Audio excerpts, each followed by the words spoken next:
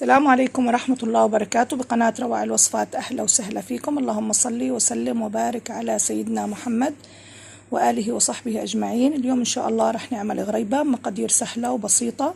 بدي أعملكم مقدار صغير، إذا حبيتوا إنكم تكتروه هسه بفرجيكم قديش بدكم تحطوا. حطيت أنا كوبين من الطحين منخولين، وحطيت عليهم ذرة ملح مع كوب من السمنة الباردة مع نص كوب من السكر. إذا بتحبي إنك تحطي تعملي كمية أكبر، ممكن تعملي 4 كاسات طحين مع كاستين من السمنة الباردة مع كوب من السكر الناعم، ناعم بودرة. يعني إذا بتحبي إنك تجيبيه جاهز بكون أفضل، أو إنك بتطحنيه مزبوط في البيت. لازم تطحنيه يصير ملمسه زي ملمس الطحين. هذه الشغلة ضرورية عشان تطلع معنا إن شاء الله الغريبة مزبوطة. والسمنة لازم تكون باردة. حطيت السمنة مع السكر وبدي أعملهم بالخفاقة تقريبا 10 دقايق. بقعد أخفق فيهم لحديت ما أحس إنه لون السمنة اتغير معي، صار على بياض. بدي أخفق فيهم زي ما أنتم شايفين. الشغلات اللي بحكي لكم إياها كتير مهمة، إنه تكون السمنة باردة، وإنه يكون السكر كتير ناعم. لازم يكون يعني تاخديهم بعين الاعتبار عشان تزبط معاك إن شاء الله الغريبة مزبوط. بنضلنا نخفق فيهم تقريبا 10 دقايق. بعدين إن شاء الله بنحط عليهم الطحين شوي شوي.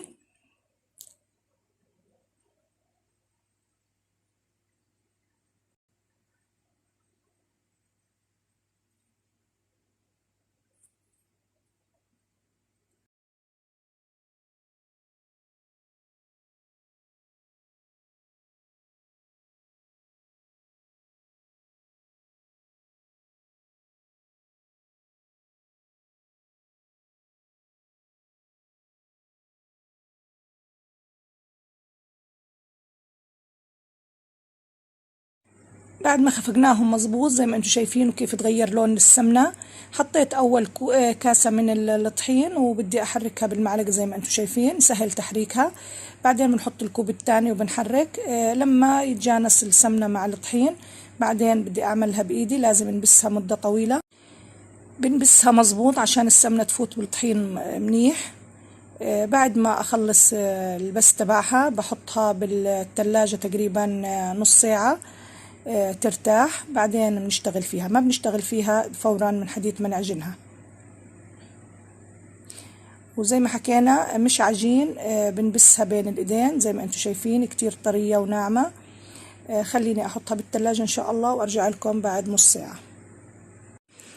هيك بعد ما طلعتها من الثلاجة زي ما انتم شايفين بدي اعملها اشكلها. طبعا التشكيل اللي بدك اياه، المنظر اللي بدك اياه، والزينة اللي فوقيها برضو برجع لإلك. الموجود عندك زبيب، فستق حلبي، في فواكه مجففة اللي بتحبي تحطي عليها بتحطيها. شايفين كيف بكورها، وما يعني بخليها على تكورتها، ما بعمل فيها اي شيء، عشان اذا ساحت بالفرن تسيح اشي بسيط، ما تصير منظرها مش حلو. اذا في عندك ميزان وحبيتي انك تعمليهم عشان يطلع معاكي يعني الحبة نفس الحبة الثانية نفس المقاس، ممكن انك تعمليها بالميزان. ما في عندك مو ضروري يعني، بس بيكون انك تلاحظي انه تكون الحبة قد الحبة الثانية.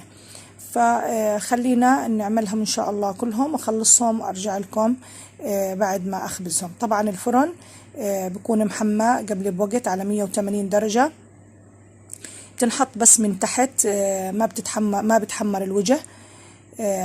وهاي الاشياء يعني ضرورية كمان انك تعرفيها. الغريبة ما بنحمر وجهها، بس بنستويها من تحت وبنطفي عنها بعد تقريبا 10 دقايق ان شاء الله. بجيكم اياها بس تجهز.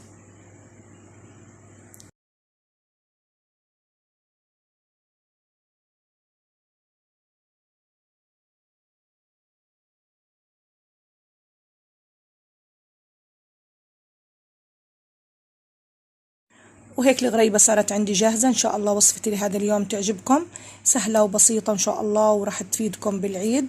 إذا عجبكم الفيديو لا تنسوني من اللايك والشير، ويعطيكم ألف عافية، وكل عام وأنتم بخير.